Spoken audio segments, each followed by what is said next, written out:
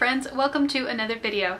It's been a while, I know. I just weirdly have been more in the mood to read books than talk about books, but I had a couple friends gently nudging me for another video, so here we go.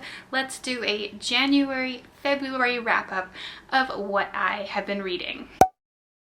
Actually, fun fact, in 2021 I decided to start a bullet journal, so I've been keeping track of all the books that I've been reading in this journal. I'm not going to show you the whole thing page by page because I've got some like personal stuff in there, but I'm just going to be reading from this to kind of keep track of what books I read and what readings I gave them. Alright, let's start off with January. By the way, was anybody else binging Bridgerton that month? Because wow, that show was excellent. I started rewatching it and then I kind of gave up because, I don't know, I wasn't in the mood to continue it, but it's just a really good show. I don't think I'll ever read the books though, because I've heard some questionable things about the first book.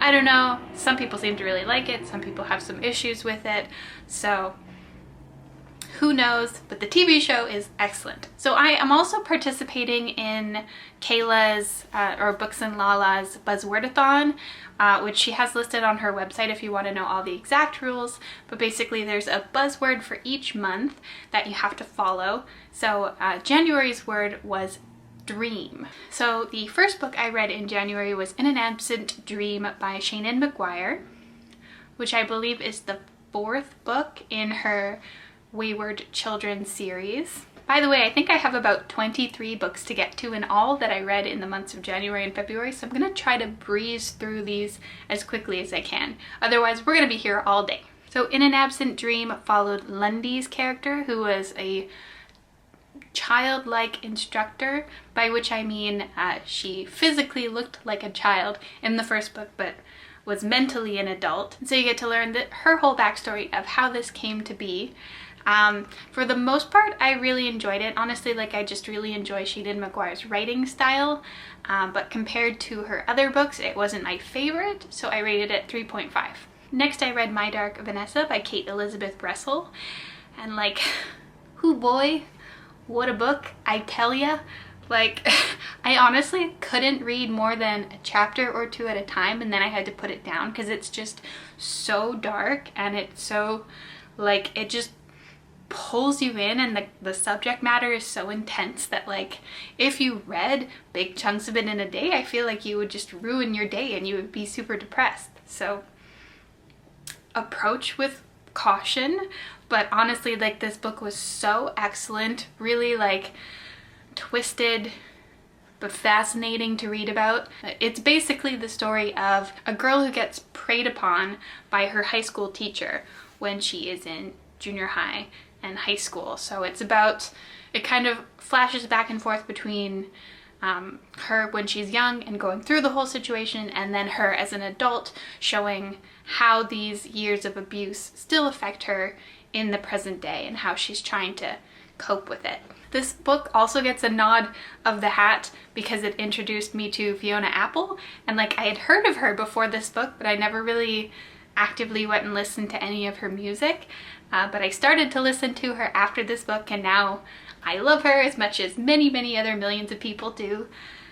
So very grateful to this book for introducing me to Fiona Apple. And I rated it 4.5 stars just because I thought the second half was a little bit long. It kind of dragged a bit towards the end, but it was so fantastic. Next on the list, Spoiler Alert by Olivia Dade.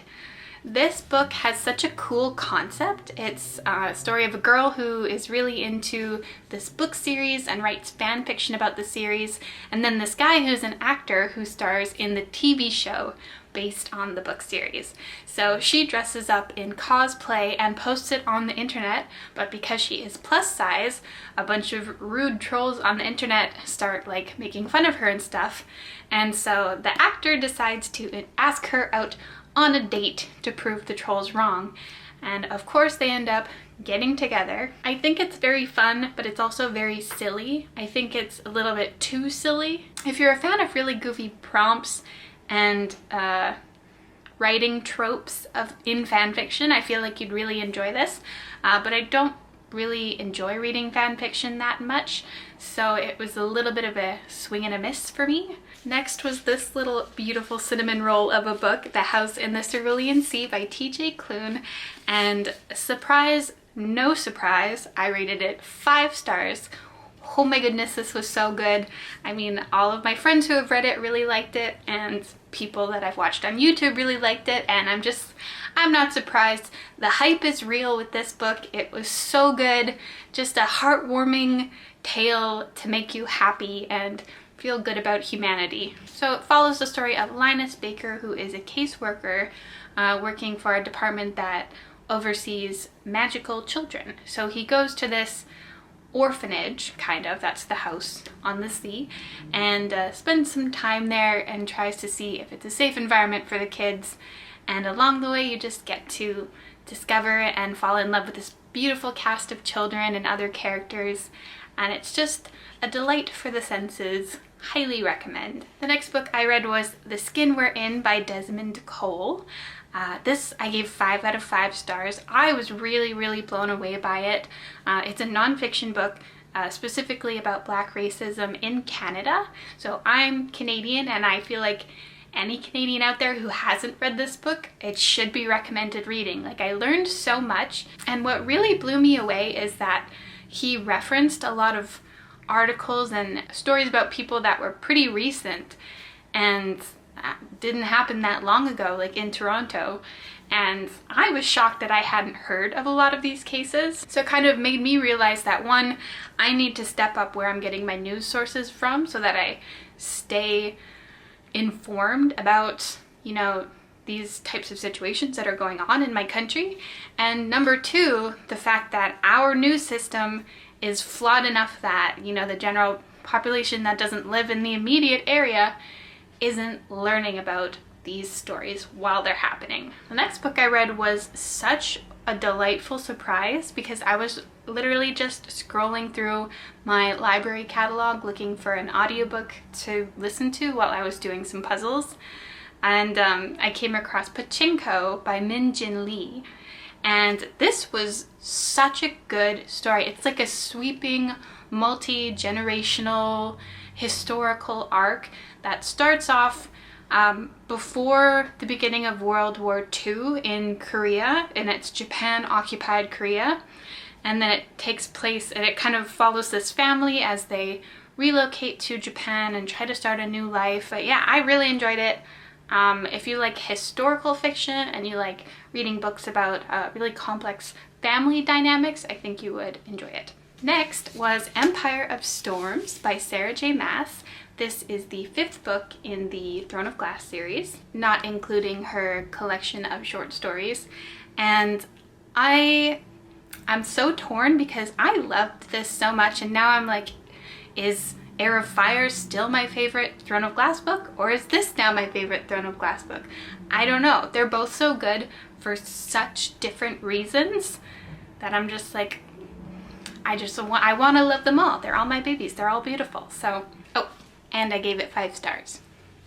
The next book I read was The Poet X by Elizabeth Acevedo. This one I also gave 5 stars. It's a coming-of-age story about a girl, you know, discovering her identity and her sexuality, and, you know, dealing with dynamics of things going on with her mother and her brother and her dad. So, and it's written in verse. I just thought the writing was so impeccable in this book, and like every page was just pure poetry and just absolutely gorgeous writing. Really enjoyed reading this story. Next book I read in January was Where the Crawdads Sing by Delia Owens. I gave this book 4 out of 5 stars just because I was a little bit slow to like get into it at the beginning. I don't know what it was exactly, but you know, once, I think it was after she starts living on her own, that's when I kind of got into the story. I would describe this book as like, it's a mixture of, what book am I trying to think of? It's a mixture of To Kill a Mockingbird, but like without the racism and more focused on like if they were white trash instead.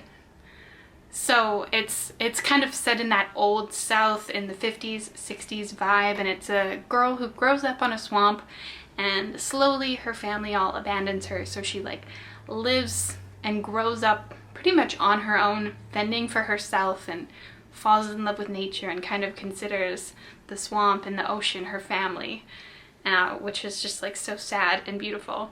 And so it alternates between her backstory and then in the present day, a man is found murdered. So it's kind of a murder mystery of like what exactly happened with this guy. And later on in the book, there is a really lengthy trial scene, and I love reading like long trials. Crime stuff is my thing, so I really enjoyed it. But yeah, a little bit slow to get into in the beginning, so 4.5 stars. The next book I read was City of Fallen Angels by Cassandra Clare, which is, I believe, the 4th book in her Mortal Instruments series. And like, I've said it before, but I really think she should have stopped at book 3, because like, these books are, I don't know, I've read the 4 and 5 now at this point, and they were both just like slogs to get through. I ended up reading this 2.5 stars because just like not a lot happens. There's way too much Simon. I mean, like, I'm sorry, Clary is the main character and she's like barely in it, and she only cares about Jace for the entirety of the book. I'm just like, I would have loved to see Clary like learning more about the world of shadow hunters, or her like learning about fighting. It's like just, it's a whisper of a mention of her training. It's just like she's pretty much sidestepped as just being a character who cares about her mom and her boyfriend. Like, the mom barely. She mainly is just focused on Jace. And it was just a little like one note and a little boring. I'm like, just give me some character development, Cassandra Clare. So yeah, I didn't love it. But I'm just powering through so I can get to the end of the series at this point, like, let's be honest. The next book I read and wish I hadn't read was A Kingdom of Flesh and Fire by Jennifer L. Armentrout. And I am planning on making a video talking about this book. I had to check to see if I was still recording. I am planning on making a video talking about this book, and specifically like how bad it is, the like notes of plagiarism, the downright like shoddy editing and craftsmanship and lack of plot, and all around like horribleness. Like, I freaking hated this. This is a 1-star book for me, and I'm so shocked that so many people are like, oh my god, it's like Sarah J Maas, like it's the best book I've ever read, it's so spicy, so spicy. I'm like, okay, this isn't like, I mean, this, if you want spice, just go watch porn at this point, because it would be a better use of your time than reading this trash. I tabbed off all of the things that I hated, and you can see that I changed, like I ran out of yellow tabs and had to start using red, because like I literally, like, my hate just, yeah. So stay tuned for that video. It's gonna be a slice. I'm not even gonna tell you the plot because I don't want anybody to read this book. It's horrible. And the last book I read in the month of January was Cracked Up to Be by Courtney Summers. This was a 5-star book, which I was pleasantly surprised about. I just kind of picked it up because I enjoyed Sadie and I just wanted to try reading something else by this author. And it's pretty short, so like I didn't know exactly what I was getting into, but the main character, she deals with perfectionism. That's kind of her mortal flaw, so to speak, and it's a different type of perfectionism than the kind that I experienced, but like I felt like I could relate so much to her, and you know, to the kind of pressure she was putting on herself. I read the intro that Courtney wrote at the beginning of her book, saying that certain people like didn't like the character or thought she was too mean or something, and I'm like, no, like I loved her. It's real people are flawed like this. Basically just like shit will hit the fan. There is drama, there is intrigue, there is heartbreaking moments. I fell in love with this character from page 1 of the book, so I just really liked it. I'm a big fan of Courtney Summers now, and I can't wait to read more of her books. So yeah, so I read 12 books in January. That's a lot. Cool. Guess I wasn't doing much else in January, just living my best book life. let's move on to February. Okay, I read 11 books in February, so almost the same as January, pretty similar. Let's dive in. The first book that I read in January was Howls Moving Castle by Diana Wynne Jones. I gave this book 4 out of 5 stars. So I decided to read it because I had just finished watching the Studio Ghibli movie, or should I say re-watching for the bajillionth time because I love that movie. It's so good. It's like one of the only Studio Ghibli movies that I like watching in the English dub instead of the original Japanese, just because Christian Bale's voice is like, hello, like it's just everything. And yeah, somebody just like put that in a headset for me, just like a playlist. I'll just fall asleep listening to Christian Bale's sultry tones. It's just, I love him. He's a great guy. Well, I don't know him personally, but his voice is a great guy. So if you've seen the movie, you know the general plot. I'd say the book for the first half is very, very similar to the movie, and then it just like spins off in this entirely different direction. That was still like fun and entertaining to read, but not at all what I was expecting. So I'd say it's definitely worth reading the book if you like the movie, because you're not reading exactly the same thing. Like, it is something new and different, so you'll still be surprised and you'll still be entertained. But the beginning is similar enough that you're still getting like all those things that are great about the movie. The next book that I read was my Buzzwordathon book, which was a color. So I read The Black Flamingo by Dean Atta, which is another book written in verse. It's about this boy. It starts off when he's like very young, pretty much when he's born, all the way to him going through university. And it's also kind of a coming of age identity story relating to sexual identity and race, and you know how he feels about the two different sides of his family, because his mom is Greek and his dad is Jamaican, I believe. So it's just him coming to terms with who he is, leading all the way up into university, where he gets into first poetry and then drag, and kind of learning how to express himself at that point. So yeah, I thought it was beautifully written, 5 out of 5 stars. Next book I read was Vile Bodies by Evelyn Waugh. I don't know if I'm pronouncing his name right, but at this point it is what it is. Evelyn Waugh. The reason I picked this book up was actually because I'm a fan of the YouTuber Drinking by My Shelf. She's like a booktuber. I'll put her video in the description below. I can't remember her name right now, but the channel is Drinking by My Shelf. And she said this was her favorite book, and she studied it in school and did a reread of it and still really, really loved it. And she was like, yeah, it holds up. So I was like, that's great. I really like her, so I wanted to read her favorite book. And honestly, like, I was pretty disappointed by it. Sad to say, but yeah, it wasn't my thing.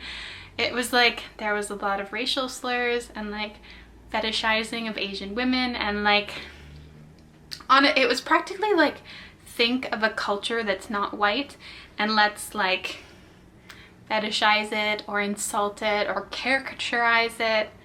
I don't know. The back of the book, Stephen Fry, who directed the movie that the book is based on, directed the movie that is based on this book. That's the one. Anyways, Stephen Fry, director, he has a blurb on the back of the book saying that it's Britain's Great Gatsby. And I love The Great Gatsby. I think it's a great book. This is not Great Gatsby. Like, no, Great Gatsby is like miles above this. I'd say if you had to pick between the two, just throw this in the trash. Go read that book instead. I would not recommend anybody read this. Like, yes, it has some beautiful scenes and it's a good like picture of life for a certain set of people in a certain time period of England, but it's like, I don't need to relate to those people. There's better books you can read. Like, there's better characters to empathize with, and yeah, I just wasn't a fan. 3 stars. The next book I read was The Adventure Zone, Petals to the Metal by the McElroy brothers. They of the Mabimbam podcast and the Adventure Zone podcast and many, many other podcasts. These brothers are prolific, if nothing else. I love these guys so much. I'm a huge fan of the McElroys, and this graphic novel is the third in their Adventure Zone series, which is based on the D&D podcast that the brothers have with their father. The next book I read was The Henna Wars by Adiba Jagardar. I gave this book 3 out of 5 stars.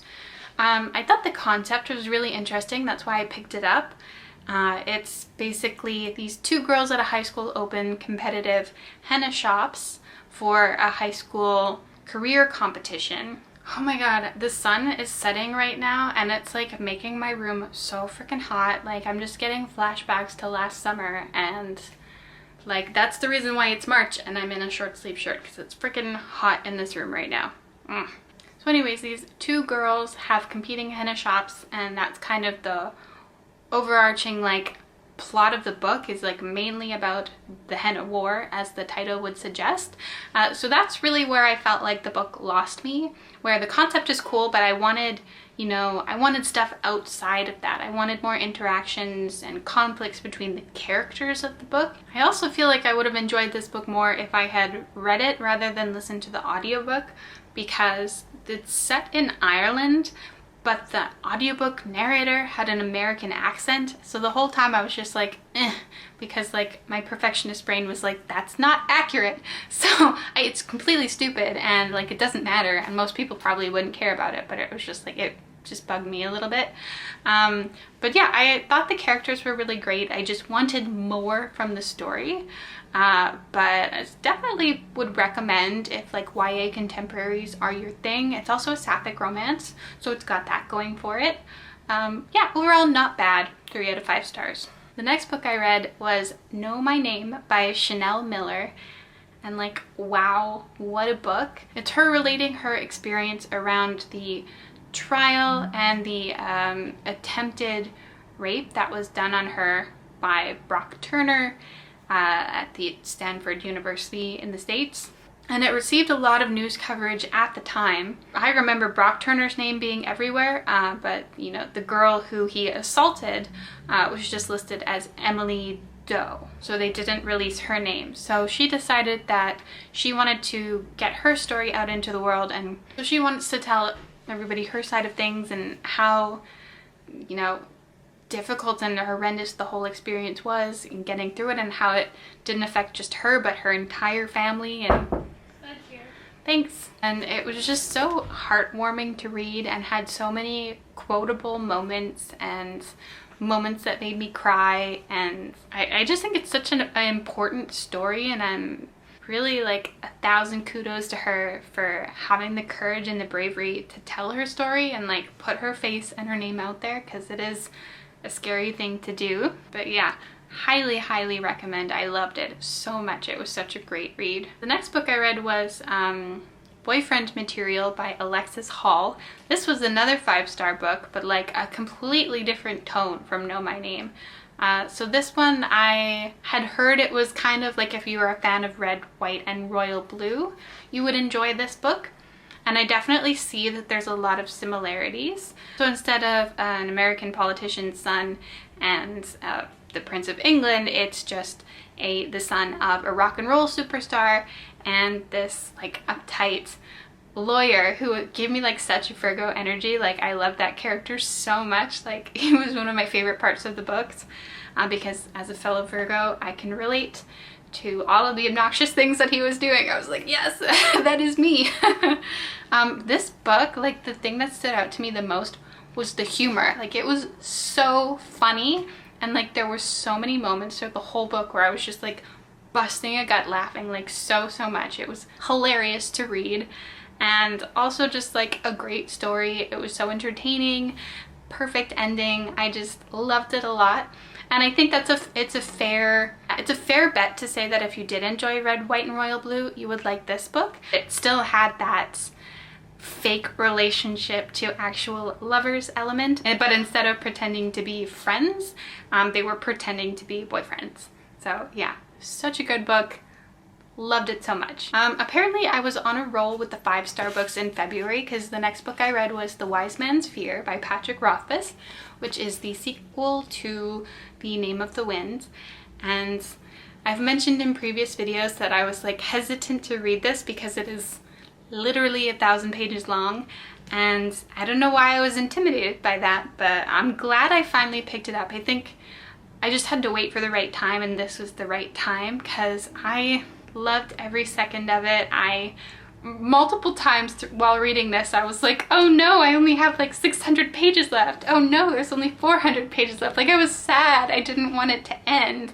And also just like having the knowledge that the third book has been written and may not be released for years and years to come was a little stressy depressy. But I got through it.